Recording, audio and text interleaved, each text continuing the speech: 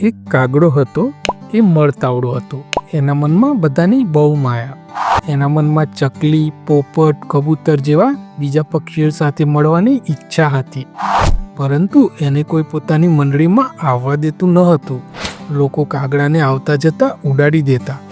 કાગડો દુઃખી થઈ ગયો. ગામમાં પહેલા કાગડાનું કાંકા સાંભળીને લોકો ખુશ થતા કે હવે મહેમાન આવશે, પણ હવે કાગડાને લોકો દૂર રાખતા. એક દિવસ કાગડાઓએ સભા બોલાવી. માયાળુ કાગડાએ પ્રશ્ન કર્યો કે શું કરવું જેનાથી લોકો આપણને પોતાના આંગણામાં આવવા દે. સભામાં ચકલી, પોપટ, કબૂતર વગેરે પક્ષીઓ આવ્યા. પહેલા પોપટ બોલ્યો, હું મીઠું બોલું છું, તેથી લોકો મને ગમાડે છે. ચકલીએ કહ્યું, મારા ચીંચી અવાજથી લોકોની સવાર સંગીતમય બને છે, તેથી તેઓ મને બોલાવે છે. કબૂતર બોલ્યો, હું ગંદકી કરતો નથી, તેથી મને દાણા મળે છે, પણ તમે ગંદકી અને બીમારી ફેલાવો છો, એટલે તમને કોઈ ગમાડતું નથી. કાગડાને સમજાયું કે તે ગંદકી કરવાને કારણે લોકો તેને દૂર રાખે છે. તે સમયે કાબરે એક કાગડાના બચ્ચાને આસપાસનો કચરો સાફ કરતો જોયો.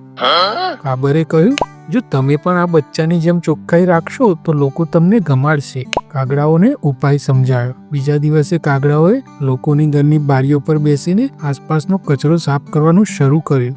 સાથે ગાતા ગયા, કાકા કરતો આવું હું, ચોખ્ખાઈ ફેલાવું હું, લોકોની મદદ કરું હું.